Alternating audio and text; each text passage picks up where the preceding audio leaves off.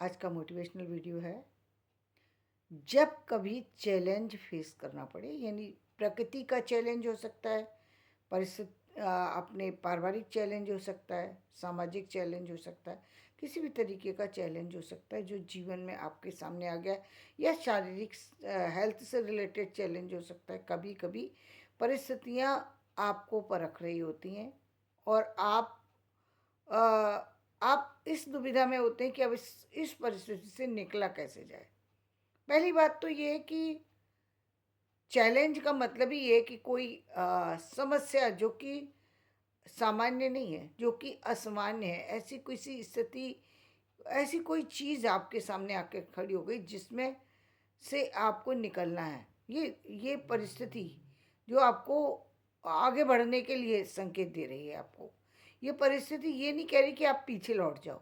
ये जब किसी चैलेंज का आ जाना मतलब प्रकृति आपको अब सामने से पुकार रही है, वो आपको परख रही है, वो जानना चाहती है कि आप इस परिस्थिति पर किस तरीके का एक्शन लेंगे। क्योंकि परीक्षा किस व्यक्ति की होती है? जो परीक्षा में बैठता है। परीक्षा उसकी नहीं होती जो घर के अंदर बैठा है। उसकी क्या परीक्षा है? जो व्यक्ति परीक्षा किसी भी एग्ज़ाम को फेस ही नहीं कर रहा, उसको तो रिजल्ट मिलेगा नहीं। रिजल्ट तो उसी को दिया जाता है जो परीक्षा में बैठने वाला हो। तो चैलेंज भी उसी को देती है प्रकृति, जिसको वो समझती है कि ये चैलेंज को झेल सकता है। अब वो चैलेंज अलग अलग तरीके का हो सकता है। वो कभी आर्थिक चैलेंज हो सकता है, कभी सामाजिक चैलेंज हो सकता है, कभी हेल्थ से रिलेटेड चैलेंज हो सकता है, जो भी चैलेंज है। लेकिन उस समय व्यक्ति का विवेक क्या काम कर रहा है, ये महत्वपूर्ण होता है। क्योंकि उसी समय विवेक की परख हो रही है आपकी।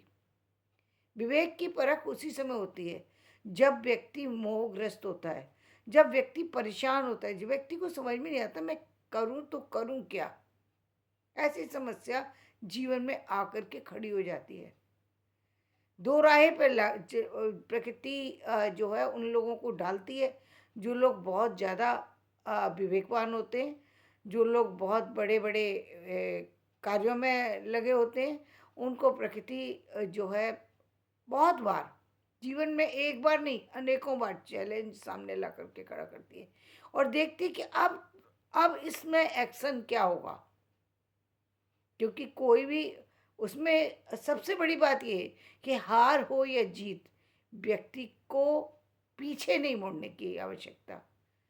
और ये संदेश हमें कौन क्या चीज़ देती है? गीता देती है ये संदेश। चैलेंज था उसके अर्जुन के सामने कि वो युद्ध को लड़े या युद्ध बिना लड़े वापस चला जाए। ये चैलेंज था उसके सामने।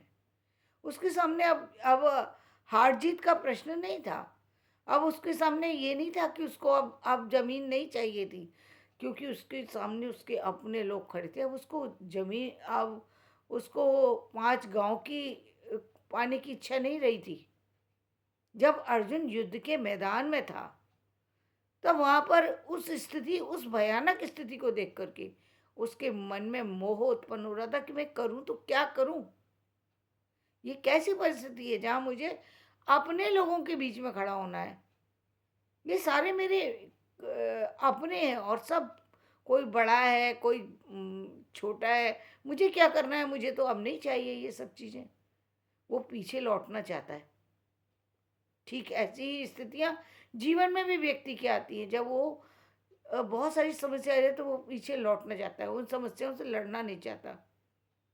उसे लगता है कि क्या करूँगा, इसकी ज़रूरत नहीं है। लेकिन प्रकृति कहती है कि नहीं, अब आगे बढ़ो। आगे बढ़ने की स्थिति क्या है कि या तो उसको पूरी तरह छोड़ कर के आगे बढ़ जाओ। लेकिन ये आगे की स्थिति तो तब थी जब युद्ध नहीं होता, तब तो इससे आगे बढ़ने की स्थिति है। यानी आप उस स्थिति पर पहुंचे ही नहीं, और उससे पहले यदि ये एक्शन लेते, अर्जुन ये एक्शन ले लेते कि मुझे अब कुछ नहीं चाहिए, तो ये स्थिति ही नहीं उत्पन्न होती। लेकिन जब युद्ध के मैदान में पहुंच ही गए, तब यदि एक्शन ले रहे हो तो गलत है। तब यदि पीछे मुड़ने का एक्शन है तो वो गलत है। यदि समय रहते पहले ले लिया एक्शन तो ठीक है। कि आदमी कर कि नहीं है, मुझे आगे बढ़ना है, इसको नहीं करना, तब अलग है। तब नहीं सोचना। जैसे जैसे बहुत बार व्यक्ति क्या कहता है, मुझे अब संसार में लौटना ही नहीं है, परिवार में लौटना ही नहीं है, चीज़ों में ये काम करना ही नहीं है। जब ना कर दिया तो फिर परेशानी का एंड हो गया, इसका मतलब अब नई शुरुआत होगी। एक चैलेंज का ये तरीका है कि यानी आप परीक्षा देने के लिए गए, एग्ज़ाम में एग्ज़ाम के उसमें एंट्री भी कर ली, लेकिन वहाँ जाने के बाद आपको लगा कि अब मैं इस को दूँ या ना दूँ। तब प्रकृति कहती है कि अब तुम क्योंकि इस केंद्र में आ चुके हो, परीक्षा भवन में आ चुके हो, तुमने कुछ सोच समझ के ही एंट्री ली होगी ना। दिमाग से तो व्यक्ति खराब है नहीं कि आपने एग्ज़ाम देने के लिए तैयारी, एग्ज़ाम के लिए एंट्री कर ली, आप वहाँ पर से आपने रूम में भी पहुँच गए, आप वहाँ पर कॉपी भी ले चुके हैं और अब आप कह रहे हैं कि मैं यहाँ से जाना चाहता हूँ। ये महान मूर्खता की बात है कि जब आप सब कुछ करके अंदर एंट्री कर गए तो अब लिखो, जितना जानते हो उतना लिखो, क्योंकि अब जो भी रिजल्ट आए, क्योंकि अब फेल होना है तो फेल ही हो जाएंगे, कोई नहीं है, लेकिन जितना ज्ञान है उसको कहीं ना कहीं यूज़ करने की कोशिश करो। यदि यूज़ नहीं कर पा रहे तो भी यूज़ करो। क्यों? क्योंकि कई बार ऐसा होता है कि पूरा नहीं आ रहा, दो चार ही क्वेश्चन आ रहा है तो दो चार ही क्वेश्चन लिखो, लेकिन लिखो। यदि तुम्हें एग्ज़ाम नहीं देना था तो तुम्हें यहाँ सेंटर तक आने की ज़रूरत ही नहीं थी, छोड़ सकते थे, एक साल छोड़ देना चाहिए था। यदि लग रहा है कि मेरी एग्ज़ाम की तैयारी नहीं हुई तो आखिर एंट्री कर लेने की क्या ज़रूरत थी, एग्ज़ाम में बैठने की ज़रूरत क्या थी, और जब बैठ गए तो फिर पीछे हटने की क्या ज़रूरत है। तब जो होगा वो देखा जाएगा, रिजल्ट अब तो रिजल्ट ही बता देगा। अब उसमें क्या है, फेल होने की बात है ना, साल तो आप वैसे भी ख़राब कर रहे थे और इस तरह से भी ख़राब कर रहे हो, दोनों तरह से ख़राब ही होने वाला है साल। लेकिन अब जो भी हो, कम से कम आपको यही अनुभव हो जाएगा कि परीक्षा एग्ज़ाम पे नेशन किस तरीके का आता है और कितना आप उसे पढ़ पाते, कितना समझ पाते, कितना लिख पा रहे हैं। कम से कम उसका अनुभव हो जाए कितने कितने नंबर के प्रश्न हैं।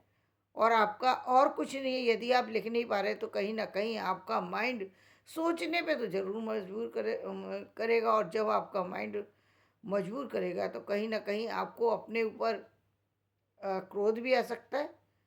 यानी ये आपको एक्टिव भी बना सकती है परिस्थिति।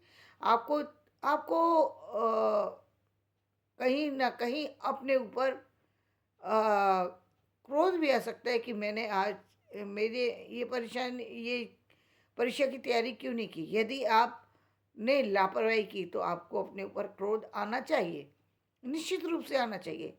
यदि क्रोध आएगा तो आप अगले एग्ज़ाम में निश्चित रूप से आएंगे, लौटेंगे।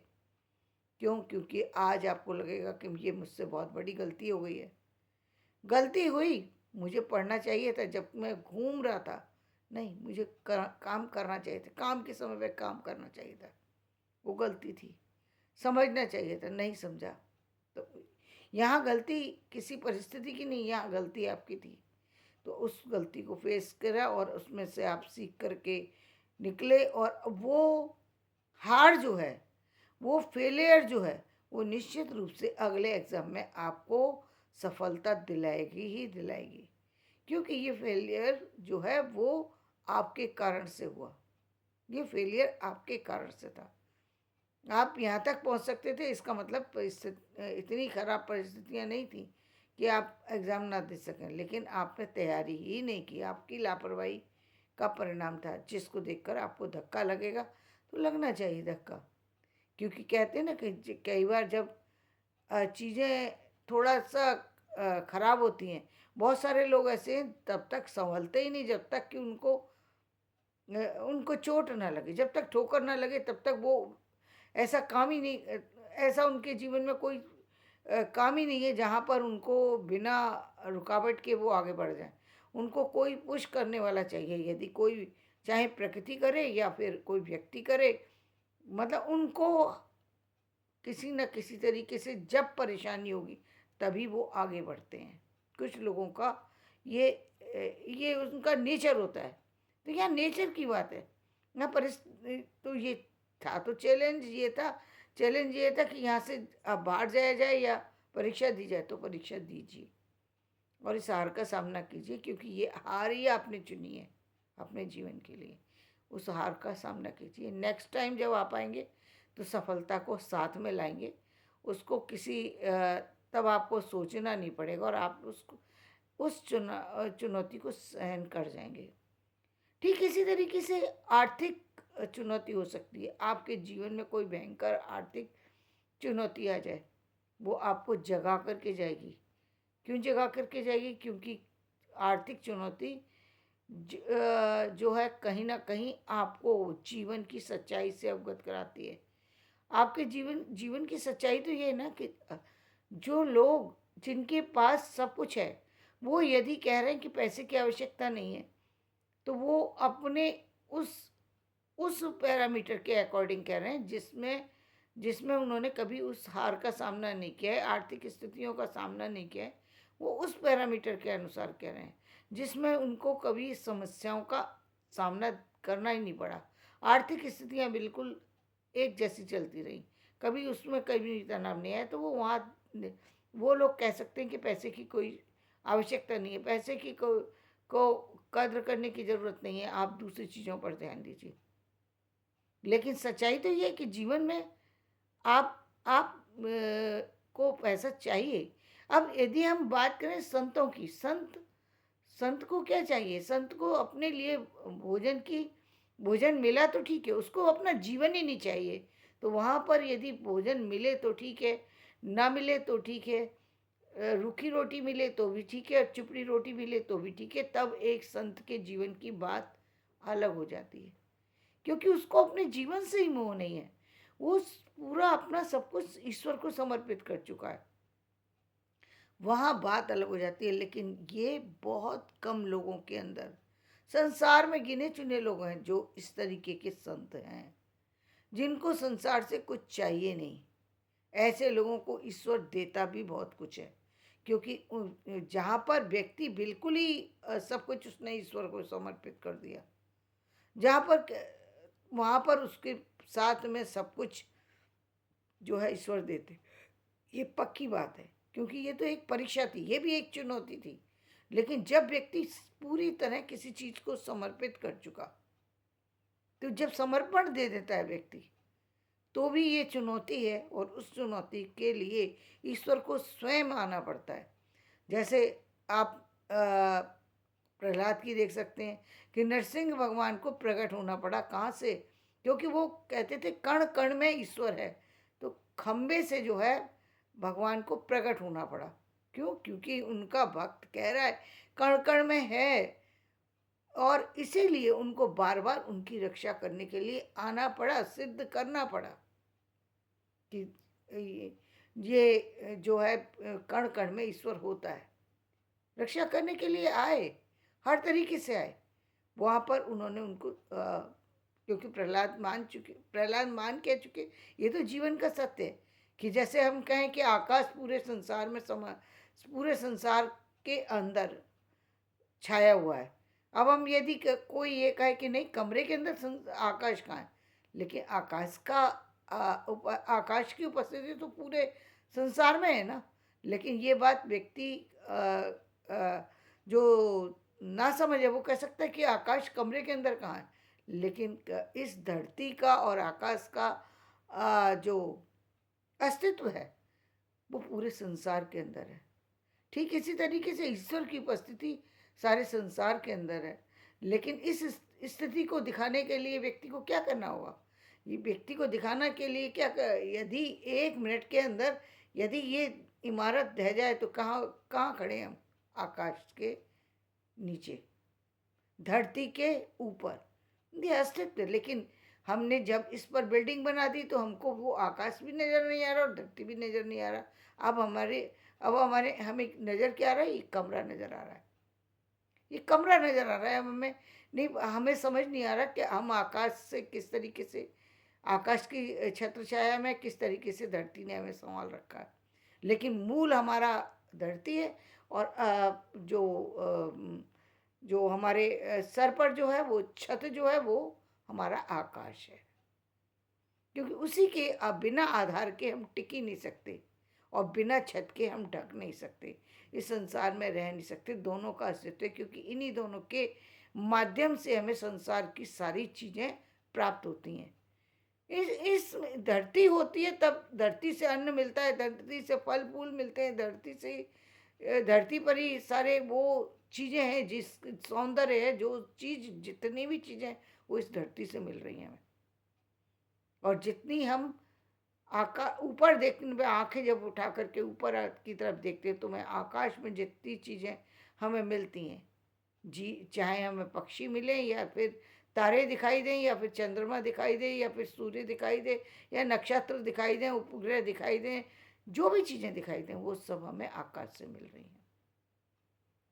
हमें शीतलता मिल रही है तो गर्मी मिल रही है तो वो आकाश से मिलेगी, जल मिल रहा है तो धरती से मिलेगा। धरती धरती के पास, धरती के अंदर ही सारी चीज़ें हैं जिनकी उत्पत्ति के बाद फिर कृत्रिम जगत स्टार्ट होता है, उससे पहले नहीं। तो ये चुनौती है व्यक्ति को। तो चुनौती में व्यक्ति को समझ नहीं आता कि वो किस तरीके का चैलेंज फेस कर रहा है, लेकिन चैलेंज जीवन में आते हैं और उसको व्यक्ति को जब फेस करता है तो उसको यथार्थ का पता लग जाता है कि नहीं, पैसे की अहमियत है, बिना पैसे के चलेगा नहीं।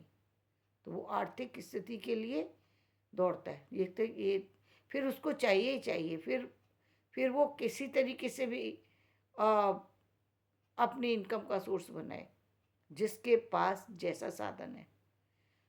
अब यदि साधन ही कोई बड़ा नहीं है तो व्यक्ति छोटे ही साधन पे जाएगा। यदि कोई साधन उसके पास बड़ा आ गया, बड़ा मिल गया, तो फिर वो बड़े ऑप्शन पे जाता है। लेकिन बड़े ऑप्शन के लिए आपका दिमाग भी खुला हुआ होना चाहिए, क्योंकि वो एकदम अचानक में आप सोचने निकल गए कि अब मैं क्या बड़ा करूं, तो एक दिन में, एक पल में आप किसी बड़े काम को नहीं खोज पाएंगे।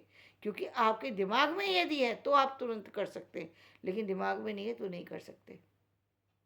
तब आपको उन्हीं का, या फिर अचानक में परिस्थिति आती है तो व्यक्ति बड़े कार्य को ढूंढने नहीं निकलता, जो सामने होता है उस परिस्थिति को हाथ में लेकर के काम करना शुरू कर देता है। वो कहता है कि मुझे कई बार तो किसी भी व्यक्ति से वो कहते हैं कि मैं आपका कुछ भी काम कर दूंगा, लेकिन मुझे इतना कर दीजिए। आजकल जैसे अभी व्यक्ति जो है, बहुत सारे लोग ऐसे हैं जो इस मोबाइल को ही अपना आधार बना करके इसी पर अपनी समस्याओं का समाधान करने लगे। लेकिन मोबाइल पर जो समाधान पाने वाले लोग हैं, ये वो लोग हैं जिनको मोबाइल के बारे में जानकारी है। आम जनता तो मोबाइल नहीं जानती, उसे तो नहीं पता मोबाइल के माध्यम से भी हमें कुछ सपोर्ट मिल सकता है। और दूसरी बात, उस पर सपोर्ट मिलने में टाइम भी लग सकता है, लेकिन जान जा रही है, बच्चे की जान जा रही है, परिवार की, या समस्या है तुरंत पैसे की, तो वो मोबाइल का इंतज़ार तो नहीं कर सकता कि कोई व्यक्ति डालेगा तब मेरा घर का खर्चा चलेगा, तो नहीं हो सकता। उसको पैसा चाहिए चाहिए, चाहे वो उधार ले, पड़ोसी से मांगे, वहाँ फिर सारी उसकी सारा जो ईगो जिसको हम कहते हैं ना, ईगो, वो सब एक तरफ हो जाता है। तो जिस पर रवि किशन जी ने जो कहा है कि जिंदगी झंडवा फिर भी घमंडवा, जब सब कुछ चला गया फिर भी घमंड दिखा रहे हो, किस बात का घमंड है? घमंड व्यक्ति के पास नहीं रहता और रहना भी नहीं चाहिए। और घमंड किस बात का? ये अब घर में समस्या इतनी बड़ी आ गई कि अब समाधान ही नहीं है। इतनी समस्या बढ़ना नहीं चाहिए था, लेकिन कई बार अचानक में आ जाती है इतनी बड़ी समस्या। बहुत सारे लोग हैं जो एकदम अचानक में मालूम पड़ा, अभी आप सुनते ही हैं रात, बहुत सारे से ऐसे कि जॉब छूट गई। आज व्यक्ति बिल्कुल सोच ही नहीं सकता था कि कंपनी चल रही है वो बंद हो जाएगी एकदम अचानक, और कंपनी बंद हो गई। कंपनी के पास बहुत सारी कंपनियां तो ऐसी हैं, पैसा भी देने के लिए नहीं है उनको जो अपने जो एम्प्लॉय रखे थे उनको देने के लिए पैसा भी नहीं। आप व्यक्ति उनसे पैसा भी मांगे तो वो मांग तो सकता है, लेकिन वो कंपनी वाले दें कैसे? उनके पास पैसा नहीं है देने के लिए। तो व्यक्ति तो जमीन पे आ गया ना, जिसने जो सोच के चल रहा था कि मेरे पास जो भी मिल रहा है, कि 50,000 मिल रहा है, 1 लाख मिल रहा है, 2 लाख मिल रहा है, जो भी चल रहा था वो 1 मिनट में जीरो हो जाता है। जो जीरो पे आके खड़ा हो गया, एकदम ऐसे जा रहा था और एकदम जीरो पे आ गया, अब वो क्या करेगा? उस समय तो व्यक्ति अपने आप को खड़ा भी नहीं कर पाता। बहुत सारे